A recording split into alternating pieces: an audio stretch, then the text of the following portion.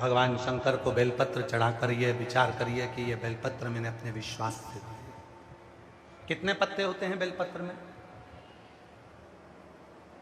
3।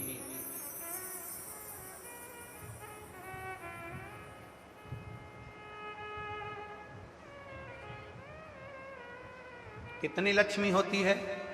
अष्टलक्ष्मी। उस लक्ष्मी में भी 3 लक्ष्मी मूल मानी गई है।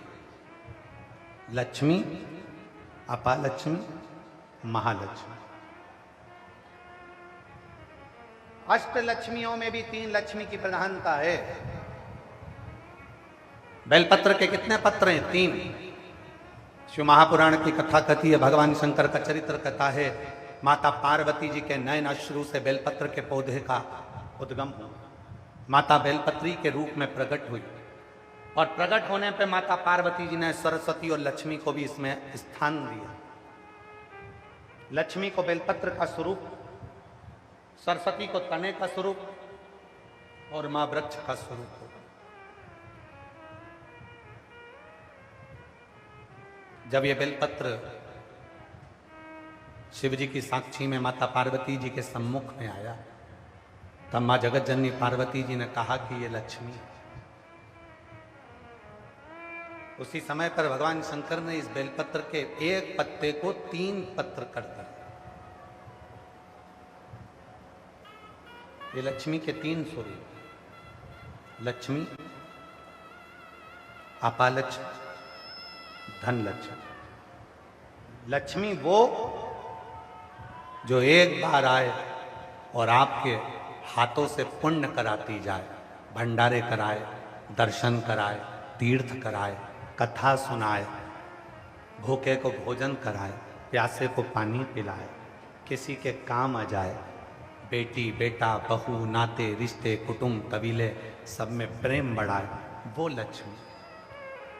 दूसरी अपालक्ष्मी, वो लक्ष्मी जो आती तो है पर वापिस चली जाती है। गलत तरीके से आई और गलत तरीके से चली गई। और तीसरे नंबर पर है धन लक्ष्मी, वो लक्ष्मी जो एक बार घर में आ गई तो 1 साल 2 साल नहीं, वो 7 पीढ़ी तक टिकती है। उसको धन लक्ष्मी कहा। धन लक्ष्मी। लोग कहते हैं गुरु जी एक बेलपत्र चढ़ाने से कितना फल मिलता है? शिव महापुराण की कथा में कुमारखंड के अंतर्गत, शिव महापुराण की कथा में कुमारखंड में लिखा, एक बेलपत्र का मात्र स्पर्श कर लेने पर, मात्र स्पर्श कर लेने पर 3 लक्ष्मियां हमारे ऊपर कृपा करना प्रारंभ कर देती। एक बेलपत्र का मात्र स्पर्श कर लेने,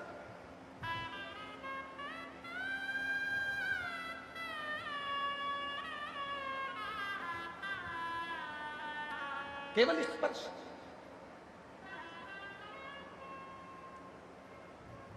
एक काशी में कथा करी थी, पहले नंबर वाली, दूसरी वाली नहीं, पहली वाली कथा। उस पहली वाली कथा में कहा था, जब जीवन में तुम्हें लगने लगे कि तुम्हारे पास में लक्ष्मी की कमी हो रही है, धन की कमी हो रही है, संपदा की कमी हो रही है, वैभव की कमी हो रही है, खूब मेहनत करना, कर्म को जागृत करना, परिश्रम पूरा करना, रात दिन एक कर देना, इधर उधर भटकना मती।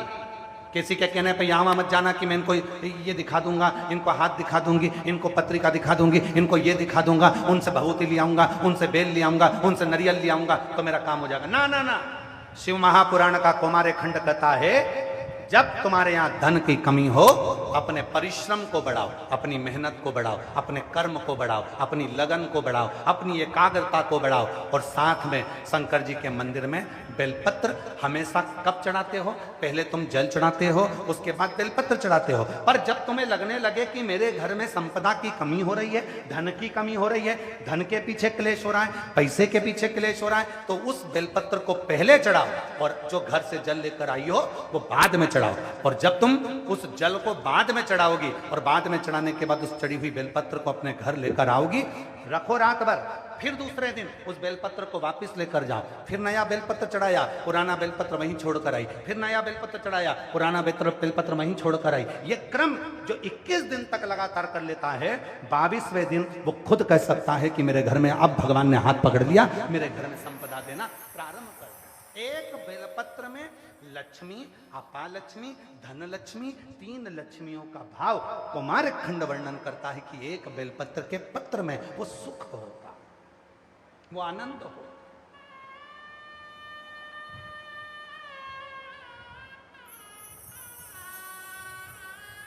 और जो जैसी भावना लाए वो वैसा ही फल पाया, नहीं खाली उसे लौटाया, वो मन हर्षाया। जैसे बेलपत्र का संग दुर्वा ले लेती है, एक दुर्वा और एक बेलपत्र जब हम शिव को समर्पित करते हैं, लोग कहते हैं गुरुजी आपने कहा कि बेलपत्री के बीच वाले पत्ते पर शहद लगाने पर, शिव को चढ़ाने पर मन की कामना पूर्ण होती है। हमने एक बात और कही थी कि ये चढ़ाने के साथ में तुम्हें मेहनत करना पड़ेगी, तुम्हें परिश्रम करना पड़ेगा, मेहनत रात दिन करना पड़ेगी, तब तुम बेलपत्री के बीच वाले पत्ते पर, धन लक्ष्मी का जो पत्ता है उस पर आप शहद लगाकर शिव को समर्पित करते हो। और जैसे ही वो शहद का संग बेलपत्र को मिलता है, शहद का संग जैसे ही बेलपत्र को मिलता है, वो अपना काम करना प्रारंभ कर देता है। नौकरी, एक पत्र है, अच्छा है,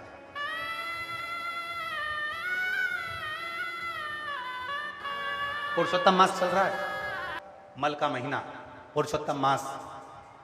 आपको मालूम होगा 12 महीने में 1 महीना अधिक कर दिया था हिरण्यकशिपु को मारने के लिए। वो हिरण्यकशिपु जो वर मांग लेता है ब्रह्मदेव से, ना नीचे मरूं, ना ऊपर मरूं, ना अंदर मरूं, ना बाहर मरूं, ना अस्त्र से मरूं, ना शस्त्र से मरूं, ना दिन में मरूं, ना रात में मरूं, ना नर से मरूं, ना पशु से मरूं, ना 12 महीने में मरूं। भगवान ने उसको वर दे दिया था तथास्तु। तो ना दिन में मारा, ना रात में, संध्या के समय पर प्रदोष काल में मारा।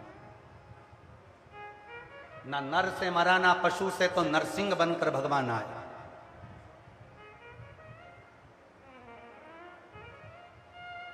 ना अंदर मरा, ना बाहर, तो देहली पर मरा।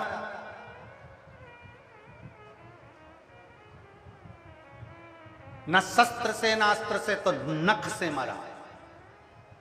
ना 12 महीने में मरूं तो 1 महीना अधिक कर दिया और अधिक मास में मरा, पुरुषोत्तम मास में अधिक मास, एक अधिक कर दिया। और वो अधिक करना, वो अधिक करना पुरुषोत्तम मास में उसको एक अधिकता का भाव प्रदान कर दिया।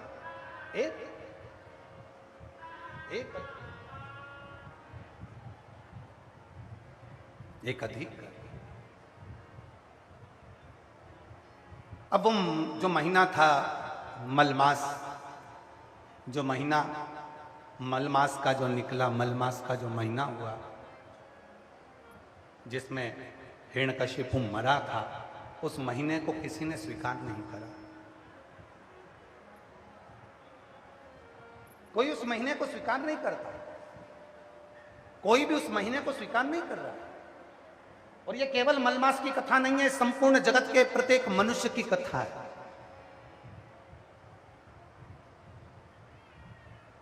जब तक आपके पास में कुछ भी नहीं होगा ना, कोई स्वीकार नहीं करेगा। आपको कोई नहीं जानता, कोई स्वीकार नहीं करता। उस मलमास को कोई स्वीकार नहीं कर, कोई भी स्वीकार नहीं करा। रोता रहा वो मलमास।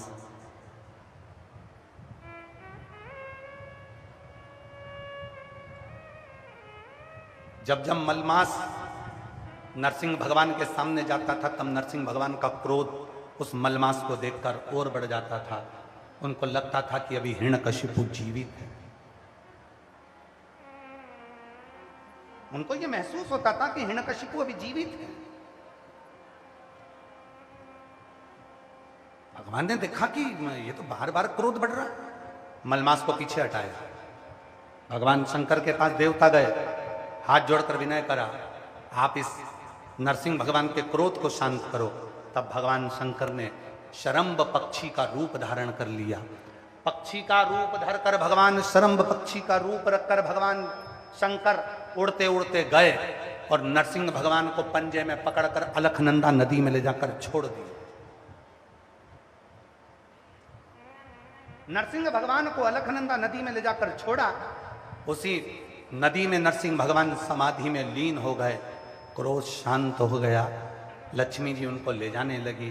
तब नरसिंह शिला के रूप में अलखनंदा नदी में आज भी नरसिंह भगवान वहां पर विराजित हो गए। आप लोग बद्रीनाथ गए होंगे तो बद्रीनाथ जी के पुल पे से जब बद्रीनाथ मंदिर के लिए जाते हैं तो पुल पे से जहाँ ताप्त कुंड है, गर्म पानी जहाँ आता है, उसी के नीचे जब अलखनंदा नदी में एक बड़ी सी शिला का दर्शन करेंगे तो उस शिला का नाम है नरसिंह शिला। उस नरसिंह शिला के रूप में भगवान विष्णु विराजित। पर वो जो मलमास था वो बड़ा दुखी था क्योंकि उसको सम्मान नहीं मिल रहा, उसको आदर नहीं मिल रहा। ब्रह्मलोक में गया, ब्रह्मा जी ने बाहर कर दिया। इंद्रलोक में गया तो इंद्र ने बाहर कर दिया। गरुण लोक में गया तो गरुण ने बाहर कर दिया। वरुण लोक में गया तो वरुण में बाहर कर दिया। जितने लोक में मलमास जाता था, मलमास जितने लोक में गया, जो 1 महीना अधिक करा था 12 महीने में, वो मलमास बार बार जहां जाता था सब उसे भगा देते थे। तब वो आखिरी बार मन में सोच लिया मलमास ने कि अब आखिरी बार जा रहा हूं भगवान विष्णु के पास में। तब भगवान नारायण विश्राम कर रहे थे। शेषनाग ने देख लिया मलमास को। मलमास ने शेषनाग भगवान को प्रणाम करा। शेषनाग जी, मैं बहुत दुखी हूँ क्योंकि मैं मलमास हूँ, मुझे कोई स्वीकार नहीं करता। लोग मुझसे ईर्ष्या करते हैं, नफरत करते हैं, लोग मुझे प्रणाम नहीं करते, लोग मेरा मुंह देखना पसंद नहीं करते, लोग मुझे पूछते नहीं हैं क्योंकि मैं मलमास हूँ। शेषनाग जी ने पूछा, तू मलमास? हाँ। तो तुझे तो लोगों को प्रणाम करना चाहिए क्योंकि तूने देवताओं का काम किया। नरसिंह भगवान का प्रकट तेरे मास में हुआ है, नरसिंह भगवान प्रकट हुए हैं और नरसिंह भगवान ने हिरण्यकशिपु को मारा, तो लोगों को तो तुझे नमन करना चाहिए। अगर तू नहीं होता तो हिरण्यकशिपु मरता ही नहीं, नरसिंह भगवान का प्रागट ही नहीं होता अगर तू नहीं होता।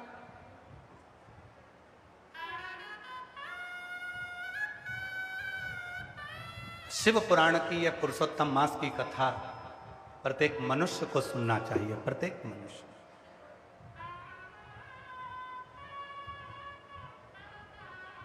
तुझे तो लोगों को प्रणाम करना चाहिए। तेरे अंदर नरसिंह भगवान प्रकट हुए, हिरण्यकशिपु मरा, अगर मलमास तू नहीं होता तो हिरण्यकशिपु ही नहीं मरता। शेषनाग ने एक बात बड़ी सुंदर कही, शायद आप सबके लिए और हमारे लिए वो बात है। शेषनाग ने कहा, मलमास, मेरा भाई वासुकी नाग, उसने भी देवताओं का हित करा था। समुद्र मंथन में मेरे भाई वासुकी नाग की नेति बनाई गई थी। मंदराचल पर्वत पर उसे लपेटा गया था। देवता और राक्षसों ने मिलकर उसका मंथन किया था। जब समुद्र का मंथन करा, अमृत निकल गया, उस वासुकी नाग को कोने में पटक दिया।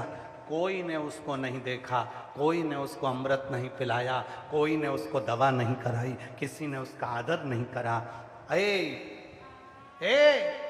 मलमास, मुझे लगता है तेरे साथ भी वही हुआ है, क्योंकि ये दुनिया की रीति है। अपना काम करवाने के बाद लोग लात मार देते हैं, उसको धकेल देते हैं, उसका सम्मान नहीं करते। ये दुनिया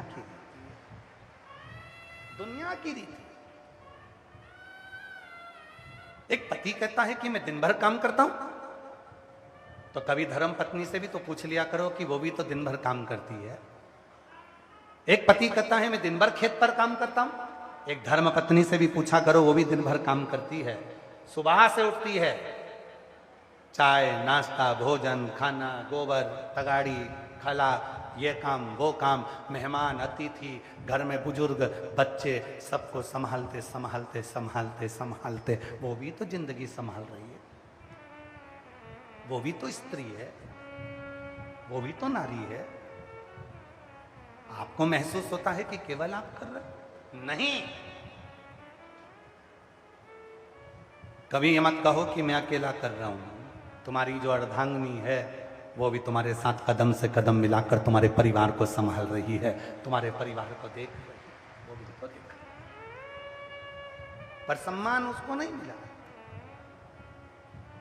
कई लोग कह देते हैं गुरुजी हमारी किस्मत में तो भगवान ने यश ही नहीं लिखा। कई माताएं कह देती गुरुजी भगवान ने तो मेरी किस्मत ऐसी बनाई है कि मेरी किस्मत में यश ही नहीं है, मैं किसी के लिए कितना ही कुछ कर दूं तो भी मेरा सम्मान नहीं होता। तुम अपने ऊपर मत लो। यहां कथा भी सुनो। मलमास जिसके महीने में नरसिंह भगवान प्रकट हुए, जिस महीने में हिरण्यकशिपु मरा, जिस महीने को स्वयं भगवान ने 12 महीने से ज्यादा प्रकट करा, वो मलमास को भी तो लोगों ने सम्मान नहीं दिया, उस मलमास को भी तो लोगों ने आदर नहीं दिया, उस मलमास को भी तो लोगों ने सत्कार नहीं दिया, उस मलमास को भी तो लोगों ने नकार दिया। तुम सोचते हो कि मेरा साथ नहीं मिलता, भगवान मेरा साथ नहीं देता, उस मलमास को भी तो देखो। तब वो मलमास आखिरी में जब हार गया हिम्मत, तब वो मलमास आखिरी में शेषनाग के पास गया और शेषनाग ने कहा मेरे भाई वासुकी नाग के साथ भी यही हुआ था, उसको भी सम्मान नहीं मिला था, उसको भी कोने में पटक दिया था। जब अपना काम हो जाता है लोग धक्का देकर बाहर निकाल देते हैं। कभी कभी शिव पुराण की कथा कहती है तुम बहुत करोड़पति हो, तुम बहुत धनपति हो, तुम बहुत वैभवपति हो, तुम्हारे यहाँ पैसे की कोई कमी नहीं है, तुम्हारे घर में तुम्हारी बहू के बच्चा हुआ, उस बच्चे को पालने के लिए, उस बच्चे को संभालने के लिए एक महिला को, एक स्त्री को, एक बेटी को तुम लेकर आए। कहा माता जी मेरे बच्चे को संभालना, मैं महीने की तनख्वाह दूंगा। वो माँ अपने बच्चे को छोड़कर तुम्हारे बच्चे को संभालने के लिए आ गई। 5,000, 2,000, 10,000, 11,000, 20,000 रुपए महीने में वो तुम्हारे बच्चे को संभाल रही है, तुम्हारे बच्चे को संभाल रही है। जब वो बच्चा बड़ा हो गया तुमने उस बूढ़ी माँ से कह दिया माँ तुम्हें आने की जरूरत नहीं है, अब हमारा बच्चा बड़ा हो गया, स्कूल जाने लगा, अब मैं उसको कहीं बोर्डिंग में डाल दूंगी, अब मुझे बच्चे को तुम्हारे को जरूरत नहीं है। उस माँ को निकाल दिया। एक घर के सेठ की, एक घर के मालिक की जवाबदारी होती है कि तुम्हारे बहू के बच्चे को, तुम्हारे बच्चे को जिस महिला ने पाल पोस कर गोदी में 10 साल, 8 साल, 5 साल, 3 साल, 2 साल, 4 साल बड़ा किया है, अगर उसकी जवाबदारी भी तुम्हारी बनती है। कभी उसकी जिंदगी में अगर दुख आए तो थोड़ा 2-5 हजार का सहयोग देना ये तुम्हारी जवाबदारी है। उसका बीमारी में साथ देना ये तुम्हारी जवाबदारी है। थोड़ा सा हम अपनी शिव महापुराण की कथा में कहते हैं 1 रुपए का दान मत दो। आप कहीं पर भी कहीं मत दो 1 रुपए का दान, कहीं अठन्नी देने की जरूरत नहीं है। वो पैसा तुम्हारा है, तुम्हारी जेब में रखो। पर याद रखना अगर अपने मोहल्ले में, अपनी सोसाइटी में, अपनी कॉलोनी में, अपने परिवार में, अपने नगर में, अपने खेड़े में अगर कोई पढ़ना चाहता है, उसके पास पढ़ाई का पैसा नहीं है, तो जेब में से पैसा निकालना और उसकी स्कूल की फीस जमा कर कर उसको पढ़ाने का प्रयास करना। मत दो 1 रुपया किसी को भी, मत करो दान कहीं पर भी। तुम अपने पैसे को संभाल के रखो। अपने परिवार में, अपने कुटुंब में, अपने मोहल्ले में, अपनी कॉलोनी में, अपनी सोसाइटी में, अपने क्षेत्र में अगर कोई बीमार है थोड़ा सा पैसा निकाल कर उसकी दवाई, उसकी जांच करा देना जीवन का सबसे बड़ा दान करना। आइए कभी सीहोर, पूरे धरोंडा वासियों को हमारी ओर से निमंत्रण है, कभी सीहोर आओ, आकर देखो। जो तुम झोली में दान देते हो बिठले सेवा समिति को या बिठले सेवा समिति के कार्यालय पर अगर 1 रुपया भी जमा करते हो तो आकर देखना, आकर देखिए। 2000 बच्चे के स्कूल की फीस, उनकी ट्यूशन, उनकी कोचिंग, साथ में हॉस्पिटल में निशुल्क दवा, एम्बुलेंस, यहाँ तक कि वहाँ पर पूरी जांचें सब निशुल्क, अन्न क्षेत्र सब निशुल्क। 20,000 लोग, 25,000 लोग सुबह से शाम तक भोजन करते हैं प्रतिदिन निशुल्क। विवाह निशुल्क, कन्यादान निशुल्क। कभी आकर दर्शन करिएगा तो आपको लगेगा कि हमारा दान किया हुआ कहाँ लगा। मत करो 1 रुपया दान, अपनी जेब में रखो, पर अपने परिवार में, अपनी कॉलोनी में, अपनी सोसाइटी में, अपने मोहल्ले में, अपने खेड़े में, अपने गांव में, अपने अड़ोसी पड़ोसी को भी देखो। अगर कोई बच्चा पढ़ना चाहता है, कोई बच्चा एजुकेशन करना चाहता है, अपने बच्चे को तो पढ़ा ही रहे हो, साथ में उस बच्चे को भी पढ़ाओ, उसकी भी एजुकेशन कराओ, उसको भी पढ़ाओ। बेटियों को हम